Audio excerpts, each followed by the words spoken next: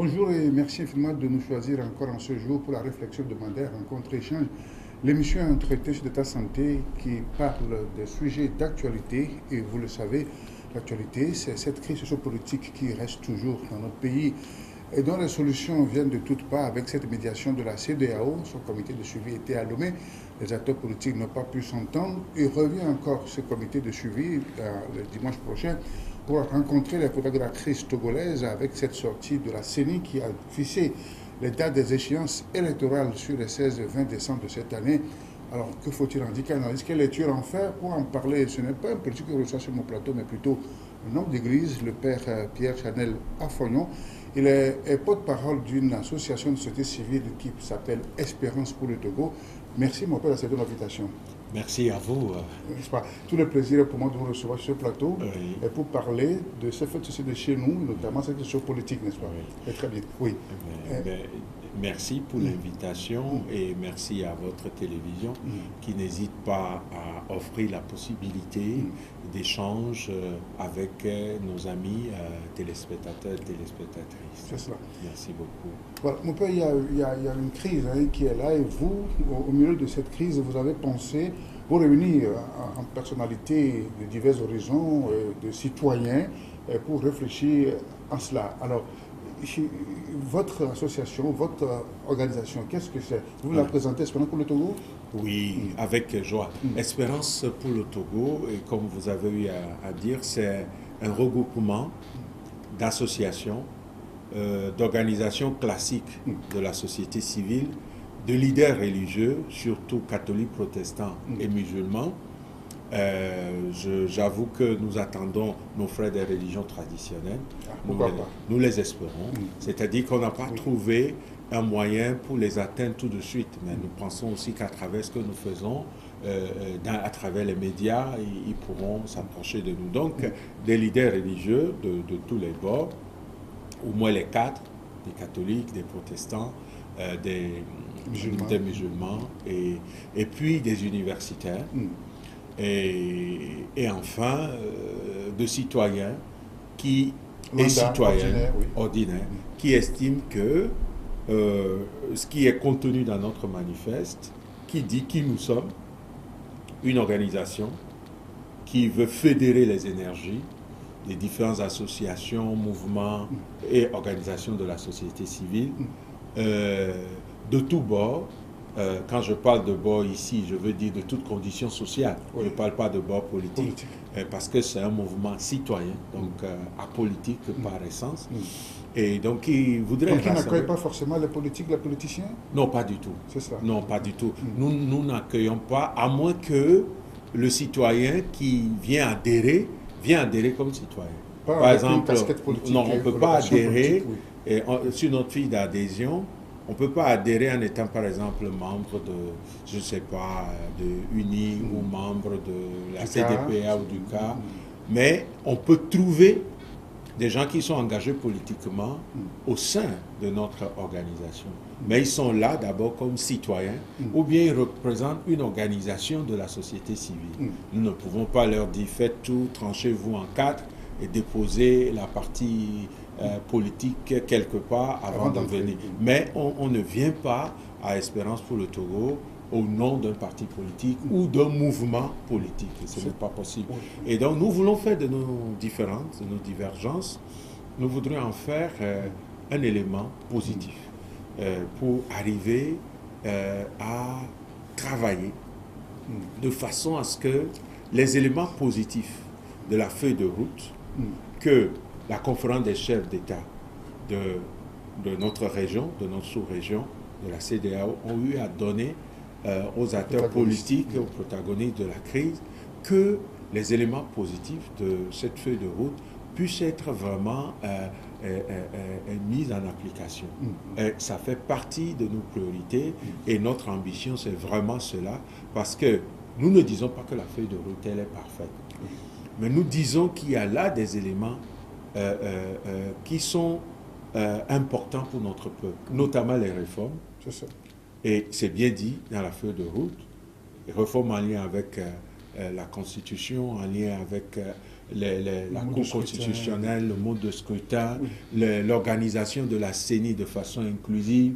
Et puis, nous nous sommes félicités aussi du comité de suivi, parce que nous disons ce comité aura la possibilité d'évaluer le processus et de pouvoir dire aux différents acteurs que le processus est crédible ou non. Voilà. Oui. Donc, nous nous réjouissons des éléments positifs et nous nous engageons comme un mouvement citoyen pour que les réformes passent avant tout processus électoral, en fait d'éviter justement que la recherche de solutions à cette crise à travers un processus électoral non consensuel soit en même temps une source d'une crise peut-être plus profonde après les élections. On aura tourné en rond et aggravé la situation. Tout à fait. Mon père, on reviendra dans le détail justement sur la feuille de route sans contenu, la composition qui s'y trouve. Mais avant cela, qu'est-ce qui vous distingue des autres organisations de la société civile? C'est pas ça qui manque dans le pays. Hein. Oui. Il y en a plein. Alors, qu'avez-vous de particulier à proposer aux Togolais que les autres n'ont pas encore fait? Bon, je ne sais pas si nous avons quelque chose de très particulier. Il reviendra aux citoyens d'en juger. Mais nous, au niveau de notre organisation, d'abord, nous faisons appel aux autres organisations qui existent déjà et qui partagent notre manifeste. Qu'est-ce qu'il y a dans notre manifeste? Nous disons qui nous sommes, quels sont nos principes et valeurs, quelle est notre ambition et quels sont nos moyens d'action. Alors, si un mouvement, une association, un citoyen ou une citoyenne partage le contenu, il peut adhérer à nous pour fédérer l'ensemble de nos énergies positives afin d'apporter d'une seule voix, comme société civile, ce que le peuple porte et a exprimé à plusieurs reprises dans les réformes. Et comme cela, la société civile au Togo est un peu divisée. Souvent, les acteurs disent société civile pro-parti au pouvoir, société civile pro-parti de l'opposition, alors que par essence... Oui, mais justement, parce que mon père, au Togo, il n'y a pas une très grande démarcation de société civile, politique et de civile. Et c'est très vite, on a vu des gens qui ont vite muté, qui étaient en société civile, ils sont mutés en parti politique. Alors, justement, la démarcation, où se trouve-t-elle? La démarcation... Pour un peu de pédagogie. La démarcation est claire. Les partis politiques sont dans leur rôle et on ne peut pas les condamner quand ils élaborent des stratégies de conquête et d'exercice du pouvoir. Et ça, c'est leur rôle comme parti politique. C'est ça. Et les mouvements politiques, qui ne sont pas forcément partis politiques, peuvent partager, disons, l'idéologie ou le programme politique de tel ou tel autre parti politique ou de tel ou tel autre regroupement de partis politiques. Par contre, la société civile relève du peuple et est une organisation proche du peuple qui veut relayer ce que le peuple dit, ce que le peuple porte, ce que le peuple exprime au niveau du politique qui est censé exercer l'autorité, exercer le pouvoir. C'est la voix du peuple. C'est la voix du peuple, la société civile. Et la société civile ne doit avoir rien comme ambition qui soit en lien avec la conquête du pouvoir ou bien prise de position sur X pour qu'une fois au pouvoir, peut-être il puisse me nommer ministre à tel poste ou pire encore, et aller chercher un certain bien-être par le biais de la société civile et pour ça on s'allie à tel, comme ça on a un peu d'argent, on a un peu de ceci ou de cela. La société civile veut d'abord être à l'écoute du peuple et être la voix de ce peuple auprès des différentes institutions. Et donc prendre part à la gestion des affaires de la cité. À n'en point douter. À n'en point douter parce que...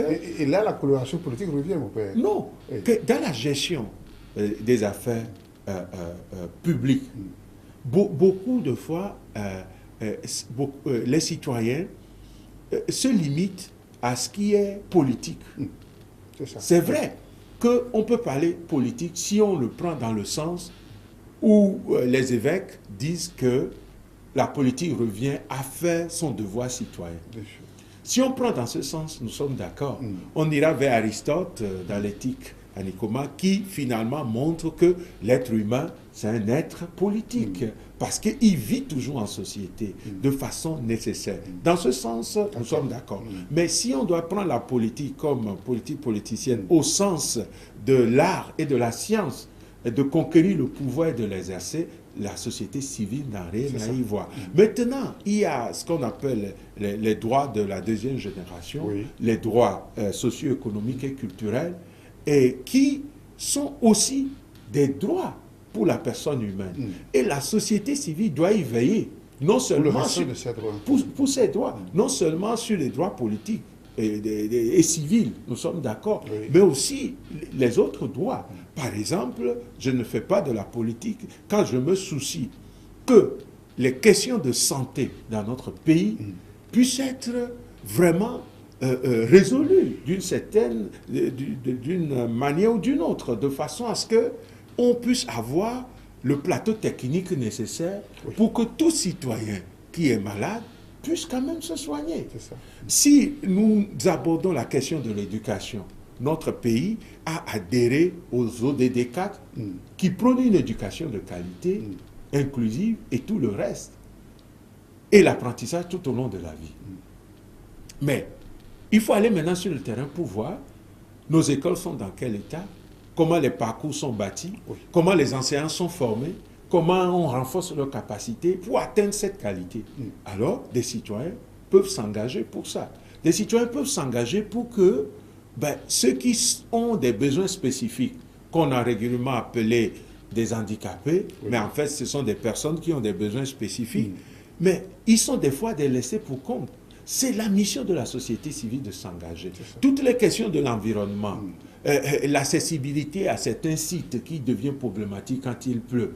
C'est vrai, on a fait maintenant des routes un peu à Lomé et ailleurs, mais il y a encore plein de localités au Togo, quand il pleut, c'est vraiment le calvaire pour les citoyens. Donc, tout ce qui est mission à accomplir pour le bien-être du peuple, la société civile doit se positionner et travailler dans ce sens. Voilà pourquoi, à Espérance pour le Togo, nous disons que les citoyens et citoyennes de ce pays ne peuvent plus laisser le champ social et les réalités qui sont indispensables à notre vivre ensemble harmonieux. Tout ce qui est en lien avec le bien commun, les citoyens et citoyennes du pays ne peuvent plus croiser les bras et regarder les politiques faire. Parce que dans tous les pays, le peuple a son mot à dire. Puisque, quand nous parlons du politique, comme ceux qui sont au pouvoir, c'est ceux que le peuple a mandatés. Normalement, ils sont au service du peuple. J'aime bien l'expression ministre du gouvernement. Ministre veut dire serviteur. Ils sont des serviteurs du peuple. Le peuple les a mandatés, leur a confié des missions. Donc, le peuple a ce que nous appelons le devoir de veille. Le peuple doit veiller pour s'assurer que ceux à qui il a fait comme un transfert de pouvoir sont en train de gérer la chose publique. N'est-ce pas cela qui se fait à travers les élections? Pas tout à fait. Pas tout à fait. Si nous prenons notre pays, il y a toujours eu des élections. Mais nous en sommes où? Le pays est toujours en crise. Et le schéma, c'est ceci. Nous allons aux élections. On proclame les résultats dont le processus arrive à sa fin. Il y a contestation, mouvement de rue, des morts, des blessés graves, des emprisonnements. Le pays se bloque au niveau économique. Un temps après, on dit, oh, retournons encore au dialogue. On sort un document, comme maintenant, ce que les chefs d'État de notre sous-région ont recommandé. On fait semblant. Je dis bien on fait semblant parce que c'est écrit, c'est écrit noir sur blanc. On fait semblant, on donne des interprétations et les hommes et les femmes politiques se divisent autour du document. Une autre crise recommence et tout ça c'est le peuple qui paie le prix, qui souffre, qui est en agonie. Moi j'aurais aimé que notre crise d'il y a un an, que le gouvernement puisse présenter au peuple un compte rendu de ce que nous avons perdu au niveau social, au niveau économique, au moins à ces deux niveaux, pour que le peuple puisse en juger. Il faudrait que la C14 puisse présenter un rapport au peuple sur le mal que cette crise est en train de nous faire. Et alors, il est clair que organiser les élections sans les préalables, c'est-à-dire un consensus autour des tests qui vont régir le processus, ça ne peut que dégénérer en crise. Et voilà pourquoi la conférence des chefs d'État de la CEDEAO, ces hommes respectables et respectés, nous ont indiqué le chemin.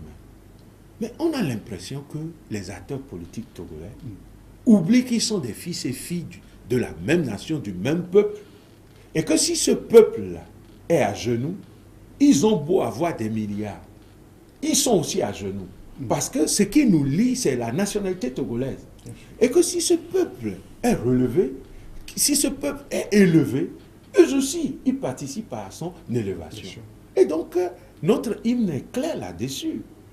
Nous devons tous bâtir la cité. Togolais, viens, bâtissons la cité. Et comment nous devons bâtir? L'hymne dit, dans l'unité, nous voulons te servir. Et donc, les politiques sont les premiers serviteurs de la nation.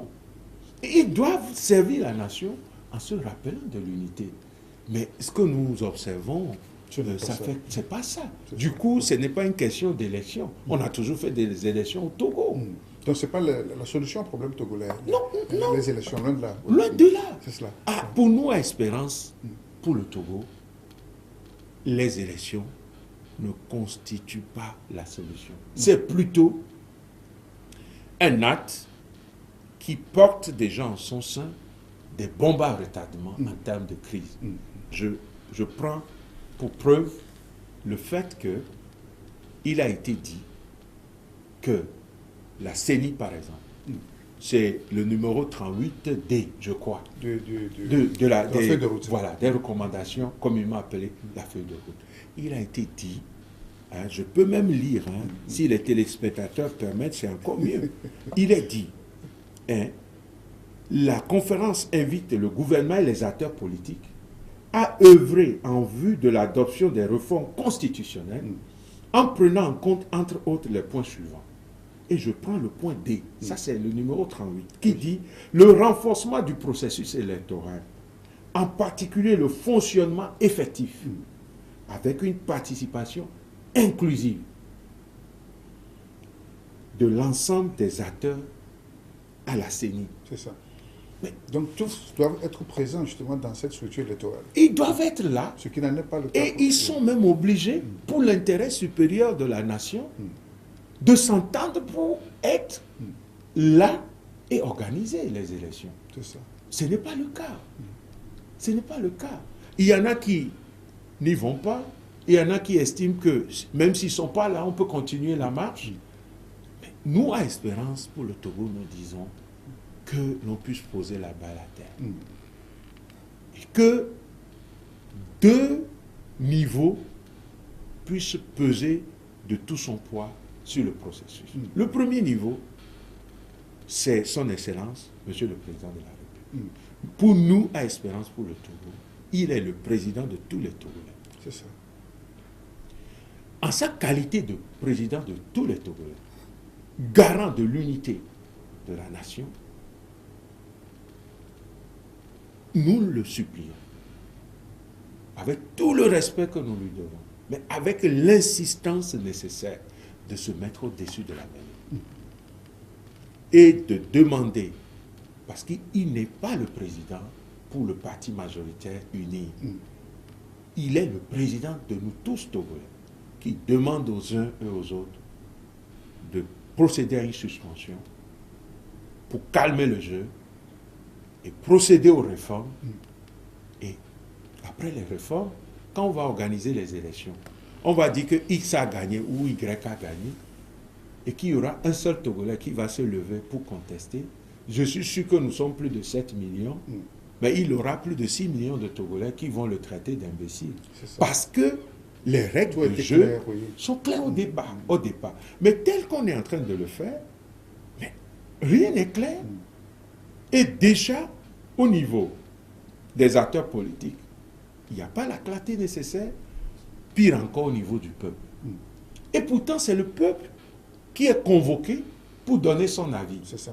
Donc c'est la démarche d'Espérance Togo vers les hommes. Espérance Togo voudrait que, humblement, ceux à qui il appartient d'arrêter le processus puissent le faire pour la paix dans notre pays. Vous citez en premier le chef de l'État. Le chef de l'État. Parce qu'il est garant de l'unité de la nation. C'est ça.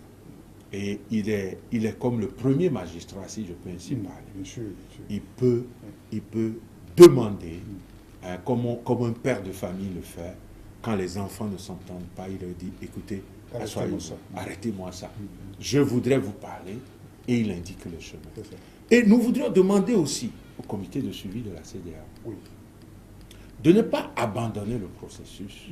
Parce que si on indique un chemin à quelqu'un, à peine la personne avance et on voit que la personne est en train de s'embrouiller, de se perdre, on s'approche pour lui dire, tu ne m'as pas bien compris. Il faut un rappel. Il faut un rappel. Non, pas là, tu vas tout droit dans le mur, c'est un chemin sans issue. Le chemin que nous avons indiqué, c'est ça, c'est ça.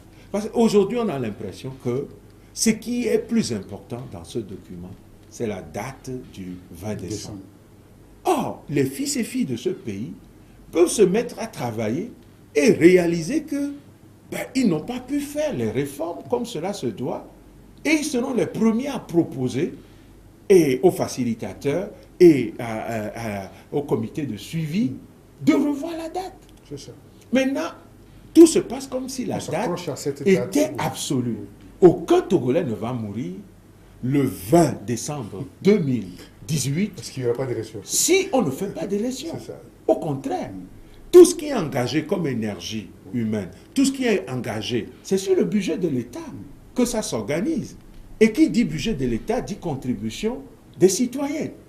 Et certains ambassades nous ont dit, nous ne finançons pas les élections.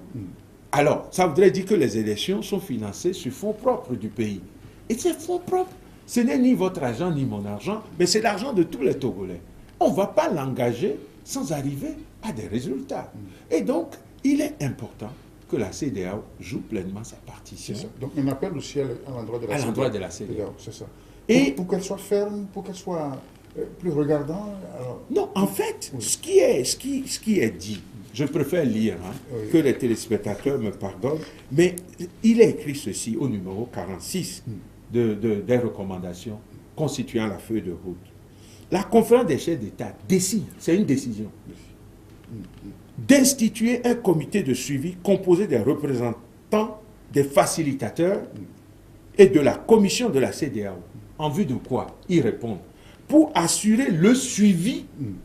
Suivi de quoi? Ils répondent de la mise en œuvre des présentes décisions.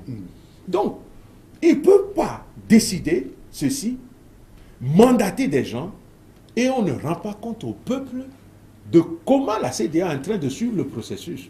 Donc, je me dis, et nous nous disons à Espérance pour le Togo, que si la CEDEAO ne va pas jusqu'au bout en nous disant, voilà, avec mon arsenal technique, avec mon expertise dans la sous-région, puisqu'on a fait des élections ailleurs qui n'ont pas été contestées, je voudrais dire ceci, 1, 2, 3, 4, pour que le peuple sache. Ce serait une démission de la part de la CEDEAO. Et ce serait comme si on est en train d'amener ce peuple à l'abattoir. Parce que notre peur, c'est que ce qui est en train d'être organisé va nous amener à avoir encore d'autres crises avec des morts, des emprisonnements, des blessés graves, l'économie qui est bloquée, des tensions dans différentes couches de notre société. Et nous ne pouvons pas croiser les bras. D'où l'invitation à chaque citoyen et citoyenne. Parce que c'est nous. La Constitution est claire. Je pense que c'est l'article 2 de la Constitution de la 4e République. Au Togo, c'est le gouvernement du peuple, pas le peuple pour le peuple. Donc, c'est nous qui déléguons notre pouvoir pour que telle ou telle autre organisation politique, à travers telle ou telle autre personne, incarne et gouverne, incarne le pouvoir et gouverne. Donc, il nous reviendra, citoyens, citoyennes et les autres organisations de la société civile, de fédérer nos énergies pour crier le maximum possible, afin que et la CEDEAO, et notre président tous, et les acteurs politiques, que ce soit le parti au pouvoir, que ce soit les partis regroupés dans la C14, que ce soit d'autres partis, qui puissent comprendre cette fois-ci que le peuple n'est plus prêt à laisser des fils et filles de ce pays mourir pour rien, et que notre économie ne va pas continuer à prendre des coups sans arrêt alors que nos hôpitaux sont vides, et les infrastructures routières ne suivent pas, l'éducation, il faut relever, mais quand même, il y a un temps pour tout. Vous avez bien réparti les rôles, ce qui revient au chef de l'État, ce qui revient au comité de suivi de la CEDEAO, et qu'est-ce qui revient à la C14? Mais la C14, comme je viens de dire, je les classe parmi les acteurs politiques. Voilà pourquoi je les mets au même niveau que le parti au pouvoir. Le chef de l'État, il est au-dessus. Il est au-dessus. Il est chef de l'État. Il est notre président. On n'a pas deux présidents au Togo jusqu'à nouvel ordre. Il est notre président. Parce qu'il est notre président, il est le président des Togolais aussi qui, de sensibilité, peuvent ne pas être unis. Puisque la démocratie admet la diversité d'opinions. Donc, l'opinion politique de ceux qui ne sont pas avec unis ne l'empêche pas d'être leur président. C'est au nom de ça que nous, à Espérance pour le Togo, nous l'interpellons. Nous interpellons la CEDEAO et les hommes et femmes politiques de notre pays, nous les interpellons au même titre. Est-ce qu'il y a des démarches engagées en ce sens? Vous êtes allé vers ces groupes constitués, que ce soit la présidence, que ce soit le comité de suivi de la CEDEAO ou encore les forces politiques, comme vous le dites. Est-ce que Espérance pour le Togo a engagé une démarche en ce sens? Nous l'avons engagé d'abord à l'endroit du parti au pouvoir uni. Nous avons écrit pour demander un rendez-vous. Pour le moment, nous n'avons pas le retour. Mais dès que nous allons avoir une réponse, nous allons nous présenter. Nous avons eu à écrire à la C14 et la C14 nous avait accueillis le mardi passé et nous lui avons tenu le discours que nous sommes en train de tenir sur ce plateau. Parce que nous n'avons pas de parti pris, nous autres. Nous sommes en train de dire aux politiques de notre pays. Et quelle était leur réaction? Ils nous ont bien accueillis. Ils nous ont dit qu'ils nous ont aussi bien écoutés. Ils ont salué l'initiative d'une société civile forte, capable d'amener à la raison eux qui sont du côté politique. C'est plus ou moins ce que nous avons reçu. Et nous sommes allés aussi vers la CNDH, parce que nous avons écrit à certaines institutions de la République, consacrées par notre Constitution. À la CNDH, que ce soit le président ou ses collaborateurs, il nous a été dit que le discours que nous servons, c'est aussi leur discours, c'est leur conviction. Mais qu'il se trouve que les acteurs politiques prennent des positions au point où, pour certains, la CNDH ne fait rien. Pour d'autres, ce que la CNDH propose, il y a certains radicaux qui s'opposent. Et donc, la CNDH nous a dit, et que ce que nous disons est vrai, mais comme institution de la République, la CNDH même aussi est un peu en difficulté. Et nous leur avons dit de jouer leur jeu jusqu'au bout pour l'intérêt supérieur des questions des droits humains, des droits de l'homme dans notre pays. Nous avons rencontré l'ambassade de l'Allemagne, nous avons demandé à d'autres ambassades, et chaque fois qu'on nous donne un rendez-vous, nous irons. Nous avons rencontré le représentant résident de la CEDEAO, avant même de rencontrer des membres du comité de suivi, notamment le général du Bénin, Francis Béhanzin, et Babacar du Sénégal, qui est le représentant résident de la CEDEAO en Côte d'Ivoire. Et nous avons remis un document. Et ce que je dis est écrit noir et sur blanc dans ce document. Parce qu'il est hors de question qu'on s'engage encore dans quelque chose qui ne va coûter qu'en vies humaines pour les citoyens et en blocage de l'économie du pays et en crise généralisée entre communautés de différentes, disons, conceptions de la vie sociale et politique. Voilà. Et alors, le comité de suivi va être encore dans nos murs. Dans la date du 23, dimanche prochain, que le comité sur lequel va rencontrer les forces politiques protagonistes de la crise togolaise. Quel espoir, quel message avez-vous à l'endroit de ce comité qui fait un deuxième un retour pour la seconde fois en quelques semaines seulement? Nous, à Espérance pour le Togo, nous voudrions parler en allant dans des documents. Déjà, dans le document que nous avons déposé auprès d'eux, nous avons l'espérance qu'ils vont lire le document. Parce qu'il y a en annexe au moins 4 à 5 rapports des élections qui ont déjà eu lieu dans notre pays. Oui. Et ces rapports-là, ce n'est pas un parti politique qui a produit. Oui. C'est essentiellement l'Union européenne. Et dans ces rapports, il y a des recommandations que les acteurs politiques togolais n'ont jamais vraiment pris au sérieux. La CEDEAO peut leur rappeler ça. Mais, plus que ça, ce que je viens de lire là, la décision de la conférence des chefs d'État, si un comité de suivi ne peut pas mettre en application les décisions d'une conférence des chefs d'État de notre sous-région, alors il serait faux de parler de la CEDEAO des peuples et de la CEDEAO des nations.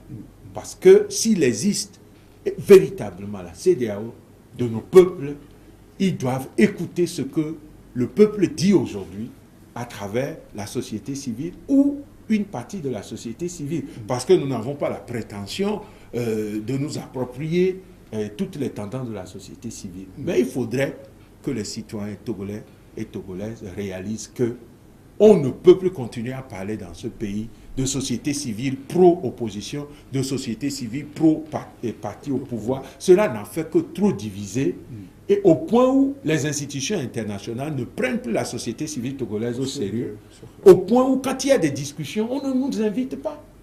On n'invite personne. Vous avez parlé de notre spécificité. Notre spécificité se trouve là. Nous sommes prêts à accueillir tout le monde.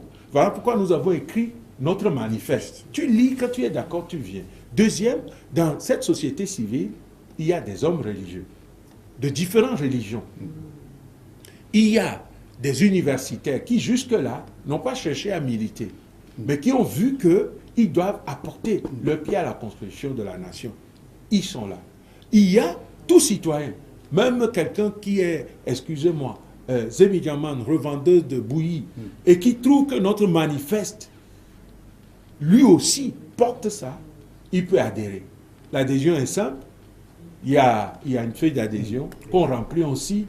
Si on veut, on peut recevoir par WhatsApp. On tire, on signe, et on fait la photo, on envoie au bureau, et on est considéré comme membre. Parce que, demain, on va nous poser la question.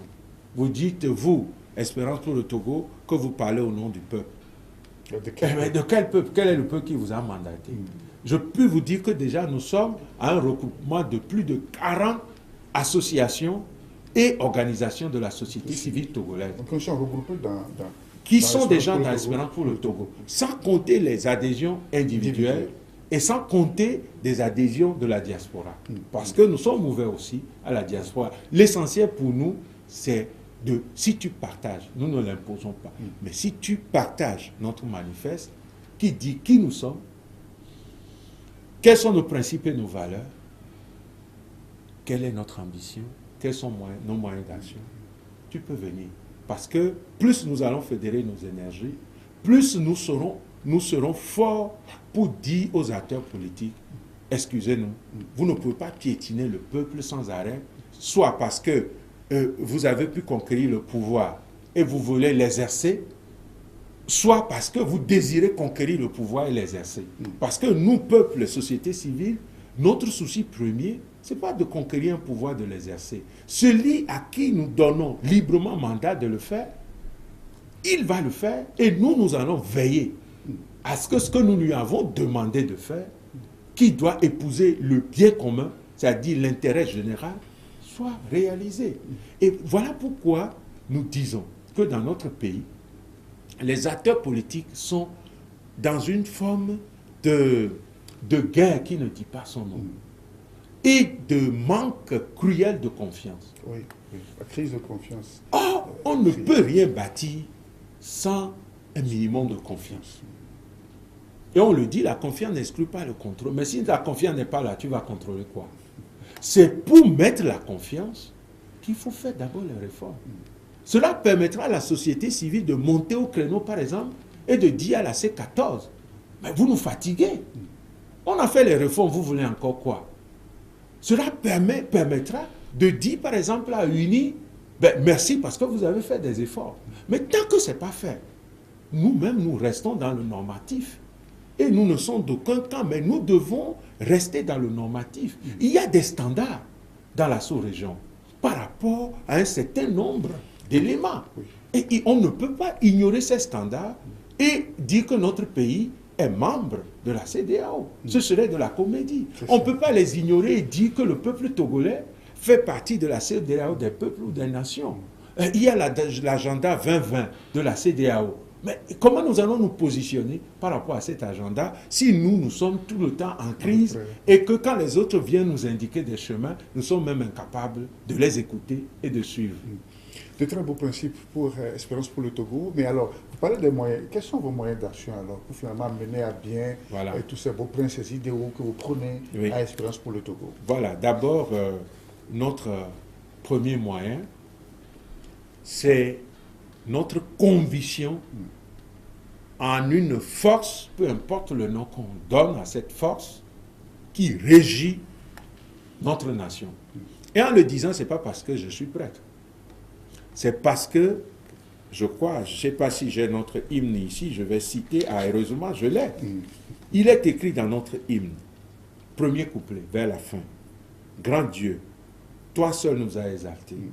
Du Togo pour la prospérité, Togolais, viens, bâtissons la cité.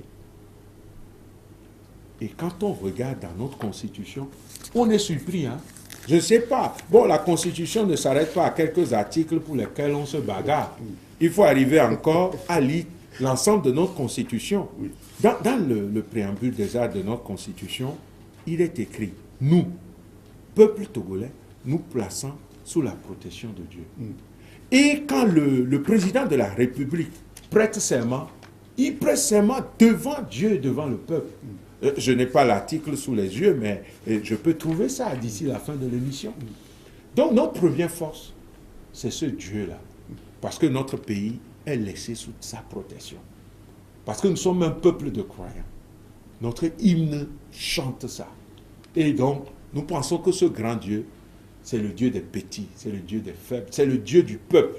Comme j'aime dire dans ma religion, au moins pour nous chrétiens, mais on peut trouver aussi des versets proches peut-être dans le Coran, ou des versets proches dans la sagesse des religions traditionnelles. Il est dit ceci, que Dieu a vu, il a vu la misère de son peuple, il est descendu pour le sauver. Il descendra et il est descendu aussi pour nous sauver.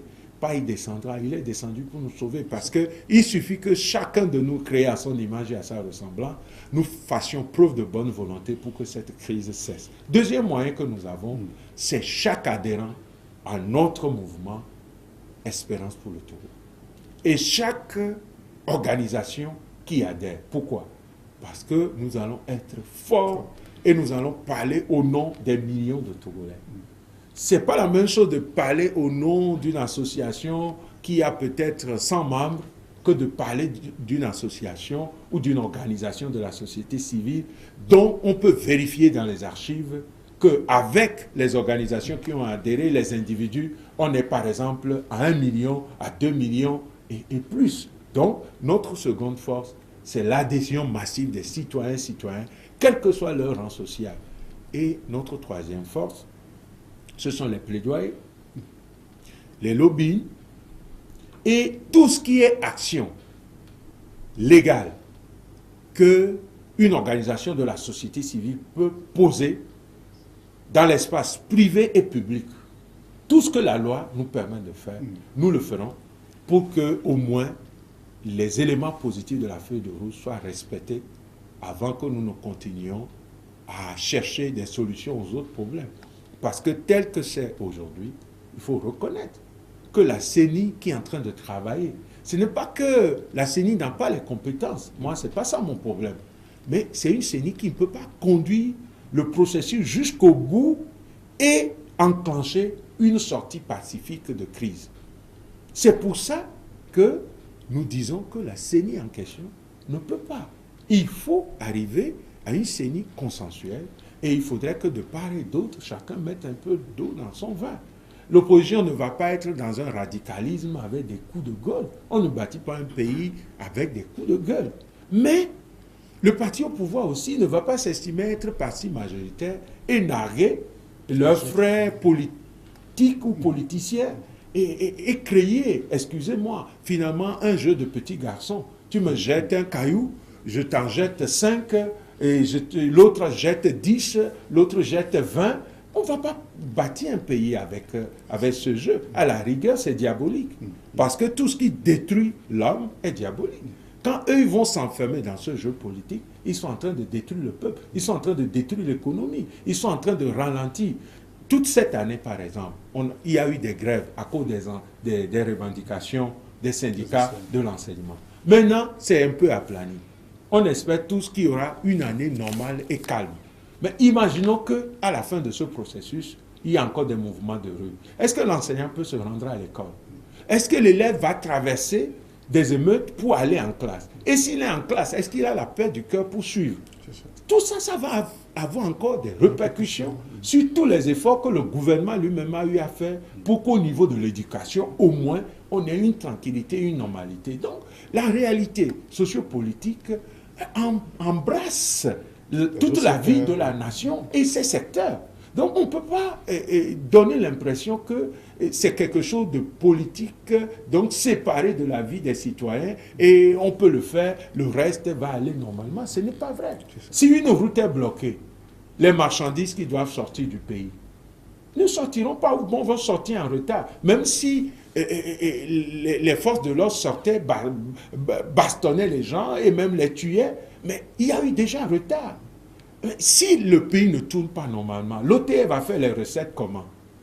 Il y a tellement de choses à faire. Nos hôpitaux changeront de niveau ou de plateau technique quand? Si nous devons utiliser la plupart des ressources simplement pour organiser des dialogues, gérer des crises et puis de surcroît encourager une forme de corruption qui fait que les caisses de l'État peuvent se vider aussi sans que les citoyens ne puissent demander compte à personne. Il faudrait que nous arrivions à remettre le pays sur les rails. Et ça, nous pensons à Espérance pour le Togo que si les politiciens ne veulent pas le faire, il faut que chaque citoyen et citoyenne prenne sur lui sa responsabilité de peuple qui a le pouvoir pour fédérer les énergies et exiger du politique. Ce n'est pas par hasard un appel à la révolution populaire? Non, ce n'est pas un appel à la révolution parce que, vous voyez, dans notre constitution, à nouveau, il ne faut pas que les gens lisent la constitution en diagonale. Moi, j'ai lu dans notre constitution que tout citoyen, j'espère que je vais retrouver rapidement l'article, que tout citoyen a l'obligation vraiment de défendre la nation. Et c'est l'article 48. Tout citoyen a le devoir de veiller au respect des droits et libertés des autres citoyens et à la sauvegarde de la sécurité de l'ordre public. C'est une mission que notre Constitution donne à chaque citoyen, tous citoyens. Donc, nous sommes dans la légalité dans ce que nous sommes en train de dire et de faire. Nous n'appelons pas une révolution. Nous sommes un mouvement apolitique et non violent. Nous sommes pour la recherche de la paix sociale qui est indispensable pour un développement durable. Mais pas une paix sociale à n'importe quel prix. Une paix sociale dans le respect des standards et des normes qui exigent pour qu'un État puisse être, disons, un État de droit qui pratique les principes démocratiques et qui se soucie des questions des droits humains et qui organise le vivre ensemble pour que les meilleurs puissent avancer, mais que les plus faibles aussi ne soient pas laissés pour compte et qu'ensemble, chaque citoyen se sente chez lui en train de vivre. C'est tellement important. C'est ça. Rencontrer son nouveau numéro, le père Pierre Fognon est mon invité. C'est avec lui que nous parlons de la fédération de la CEDEAO, avec l'apport de son association Espérance pour le Togo. Alors, une question peut-être curieuse. Oui. Alors, quand on voit un prêtre à la tête d'une association, on s'interroge. Oui. On peut facilement vous demander que vient chercher Père Fognon dans l'arène de la société civile. Et peut-être avec ces engagements dont vous parlez sur mon plateau ici. Oui, moi je pense que Ecclésiaste a dit il y a un temps pour tout. Il y a un temps pour tout. Et j'ai dit sur certaines antennes, et je redis ça ici, nous n'allons pas attendre que notre pays, excusez-moi, je n'ai rien contre, je respecte profondément les pays qui ont traversé des moments pénibles. Mais nous n'allons pas attendre que notre pays devienne un Rwanda, comme par le passé, devienne comme la Centrafrique. Nous n'allons pas laisser le pays traverser une guerre comme la Côte d'Ivoire avant de réagir. Et les évêques, dans leur lettre, soyons responsables dans la vérité, dans la justice et la vérité, à l'occasion du 56e anniversaire de l'indépendance du Togo, ont posé cette question, qu'est-ce que la politique? Et ils ont répondu simplement, faire son devoir de citoyen. J'estime que un prêtre est toujours fils et fille d'un peuple.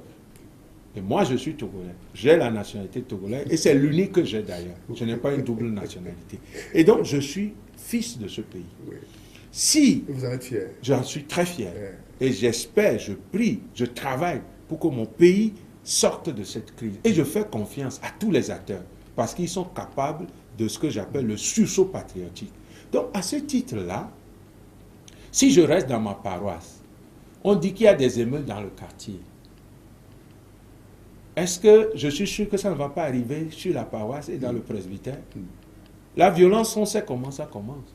Mais on ne sait pas comment ça se termine.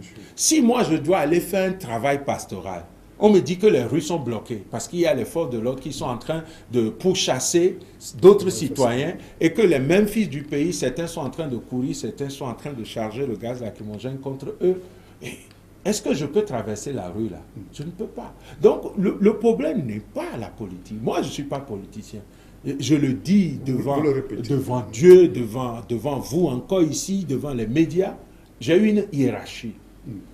Et je sais que par mon ordination, je ne peux pas être politicien. Je n'en ai aucune ambition. Mais comme citoyen, j'estime qu'avec d'autres citoyens, nous ne pouvons pas nous taire et laisser les hommes et les femmes politiques de ce pays jouer un jeu politique qui est gravement au détriment du peuple. C'est-à-dire que depuis cette crise-là dernière jusqu'à maintenant, on doit essayer de voir qu'est-ce que le peuple a gagné. Après tant de sacrifices, après des morts, après des emprisonnements. Et on dit que dans la crise, même, il y a nos frères et sœurs de l'armée qui ont aussi perdu la vie. Ça a été dit. Hein? Je ne sais pas, je ne suis pas technicien pour vérifier tout ça, mais ça a été dit. Les médias l'ont relayé. Est-ce qu'on a besoin d'en arriver jusque-là? Qu'il y ait des morts chez les civils, des morts chez les militaires, des morts partout. Est-ce que notre pays est un pays fondé sur la capacité de faire couler le sang pour un oui ou un non? Mais un pays qui, pour un oui ou un non, fait couler le sang de ses propres fils et filles, c'est un pays qui peut s'enfermer dans une forme de malédiction. C'est ça. Parce que la vie de l'homme est sacrée. C'est pas parce que il y a eu des rituels de purification. Mais s'il y a eu des rituels de purification et que l'homme n'accepte pas que son cœur soit purifié, c'est ça le drame. Et notre constitution proclame le caractère sacré de la vie de l'homme. C'est l'article 21. La personne humaine est sacrée et inviolable. Ce n'est pas moi qui l'ai écrit. Ce n'est pas la Bible, même si ça se trouve dans la Bible. Donc nous devons respecter ça. Nul ne peut être soumis à la torture et à d'autres formes de traitement cruels, inhumains ou dégradants. Nul ne peut se soustraire, ainsi de suite, ainsi de suite. Donc, moi j'estime que... Donc votre engagement est un engagement citoyen. Personnel. Citoyen. Et je a reçu l'onction de votre hiérarchie. Bon, l'onction de la hiérarchie, ça je pense que non, parce qu'il n'y a pas un acte qui m'a nommé pour être dans un mouvement citoyen. Non. Et ma mission, on connaît. Je suis aumônier national des cadres catholiques du Togo et je suis directeur national de l'enseignement catholique. Donc, ma hiérarchie ne m'a pas mandaté pour un mouvement citoyen. Mais ma conscience et mon être sacerdotal me l'imposent à cette heure-ci pour que, avec d'autres, prêtres, il y a d'autres prêtres dans le mouvement, il y a des pasteurs de l'église évangélique et presbytérienne, méthodistes, avec les autres confrères dans la foi au Dieu unique, que sont mes frères musulmans. Il y a des imams qui sont parmi nous. Et avec les autres citoyens, nous voudrions dire que c'est une mission pour nous. Ce n'est pas quand ce sera trop tard qu'on va commencer par dire qu'est-ce que les religions ont pu faire. Les religions ont toujours fait dans ce pays. Mais souvent on l'oublie. Mais pour nous, ce moment est un kairos. C'est un temps favorable. Et nous appelons tous. Ce n'est pas une question je suis en soutane, je suis en ceci. C'est une question de s'engager comme citoyen pour exiger de nos politiques, que ce soit ceux qui sont au pouvoir, que ce soit ceux de l'opposition, que le jeu politique de conquête de pouvoir ne peut pas se faire au détriment du peuple qui n'arrive pas à décoller et à amorcer son développement durable. Ce n'est pas possible. Combien d'enfants togolais ne mangent pas à leur faim? Combien à la fin du mois ne peuvent pas payer leur loyer? Et combien ne peuvent pas se soigner? Monsieur Wilson, qui meurt point paludisme, qui peut être soigné avec 1000 francs? Quand on a un peuple comme ça, on ne peut pas se taire. Il faut aller dans nos milieux. Regardez là où on fait l'extraction de phosphate. Oui. Allez voir là où on fait l'extraction de clinker, dans la zone de Tabligbo, tout ça. Mais voyez l'état des routes. Voyez le niveau des infrastructures sanitaires. Si vous faites un accident, on vous amène à l'hôpital de Tabligbo, vous êtes foutu. Hein? Mais comment le peuple va se taire indéfiniment devant tout ça? Ce n'est pas possible. Il faut que le Togolais se réveille, s'engage pour qu'ensemble, nous puissions dire aux politiques que ceci est fondamental pour nous. Écoutez-nous, s'il vous plaît, écoutez-nous. C'est ça. Vivement que votre appel soit entendu. Amen. Alors, sauf que chez nous, l'Église ne voit pas l'Église très engagée par rapport à la RDC, par exemple. C'est un exemple que je prends, où la conférence des évêques s'est résolument engagée, appelant le peuple dans la rue à manifester avec toutes les conséquences qu'on connaît. Et alors, ici, l'épiscopat, on a comme l'impression qu'elle est un peu... Enfin, vous m'excusez, résister. Oui, les gens disent ça en comparaison avec le Congo. L'épiscopat, moi je dirais même les autres églises qui ont aussi leur hiérarchie, les imams qui ont aussi leur hiérarchie. Et on ne va pas réduire ça à la conférence, parce que la conférence a le mérite quand même d'interpeller les acteurs. Mais les 2 dernières lettres de la conférence, si chaque Togolais lisait ça, et chaque acteur politique se mettait, ne serait-ce qu'un après-midi, à lire d'un seul trait et à changer, à avoir plus de bonne volonté pour faire le bien, on ne serait plus dans cette crise. Donc les gens attendent que les évêques puissent aller dans la rue et marcher. C'est très rare. Parce qu'avant que les évêques ne posent ces gens d'actes, il y a tout un processus. Voilà pourquoi chez nous, ce qui est politique, c'est aux laïcs de le faire. Et il revient au pasteur d'indiquer le chemin. Et en RDC, c'est vrai, ils ont une histoire particulière. Et il y a eu une forme de dictature là-bas, et il y a eu une autre forme aussi de contestation. Chaque peuple avait son génie et son histoire. Donc chez nous, ce qu'il faut quand même dire, c'est que les évêques n'ont jamais croisé les bras. Je pense les autres églises aussi. Oui. L'église méthodiste, l'église presbytérienne, ils ont eu à écrire des lettres. Si on relisait ces lettres, mais il y a des interpellations, des appels. Alors maintenant, il ne faut pas oublier aussi que dans notre pays, il fut un temps des clercs, comme on le dit dans notre jargon, c'est-à-dire la hiérarchie, évêque-prêtre. On fait une marche qu'on a appelée démarche. Les gens l'oublient. On oublie, ah oui, les gens l'oublient. Avant que le ministre François Bokor ne démissionne, il y a eu des actions dans ce sens. Monseigneur Podro, avec des prêtres, des religieux, le modérateur de l'église méthodiste et d'autres, ont eu à marcher. Mais c'était une démarche pour dire attention, la nation est en danger. C'était un geste prophétique. Mais avant ça, il y a eu la conférence. C'est quand même un homme religieux qui a été détaché pour mener ça. Le HCR, le Haut Conseil de la République, les plus jeunes n'ont qu'à retourner dans l'histoire pour voir ce que des religions ont subi dans ce pays. Et dernièrement, la CVGR. Oui. Mais c'est notre président, son Excellence. Non, d'abord, son Excellence, le président de la République, qui lui a confié cette mission. Il a fait tout ce qu'il pouvait faire avec tout son staff et ses collaborateurs, et ils ont sorti un rapport. Le rapport est accompagné de recommandations. Qu'est-ce que nous en avons fait? Les gens pensent que c'est quand les évêques vont marcher dans la rue que ça va nécessairement changer. Je ne sais pas, ils sont aussi à l'écoute. S'il est vrai que c'est leur marche qui va changer quelque chose, ben attendons voir. Mais je dois dire à mes frères et sœurs togolais que les évêques, les modérateurs d'église et autres ont essayé de faire ce qu'ils peuvent faire. Mais il revient maintenant aux fils et aux filles de ce pays d'avoir de la bonne volonté. C'est ça. Et moi, je compte beaucoup sur cette bonne volonté chez notre président, à tous, son Excellence, le président Faure Gnassingbé, et de faire le déclic. De donner cet exemple. Parce que le Togo a besoin maintenant, en politique, d'exemple. Et notre président, c'est un leader. Je ne pense pas qu'un Togolais va lui nier sa capacité d'être un leader. Moi, en tout cas, moi, je ne nie pas ça. Au contraire, je crois en ça.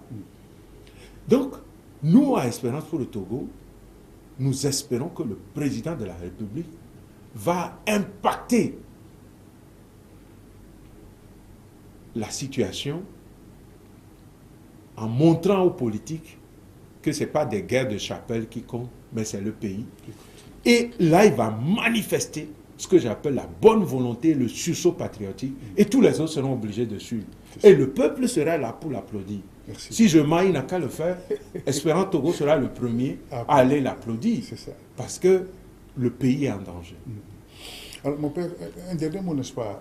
Quel espoir, bon, peut-être dans votre langage, quelle espérance, n'est-ce pas, pour notre pays finalement, au regard de tout ce que vous avez décrit, toute cette crise qui n'en finit pas? Un dernier mot, un message?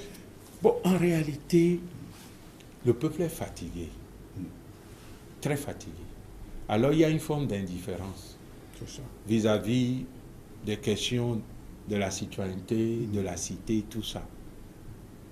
Mais le message au peuple togolais, c'est un message d'encouragement, de ne pas baisser les bras, de se mobiliser.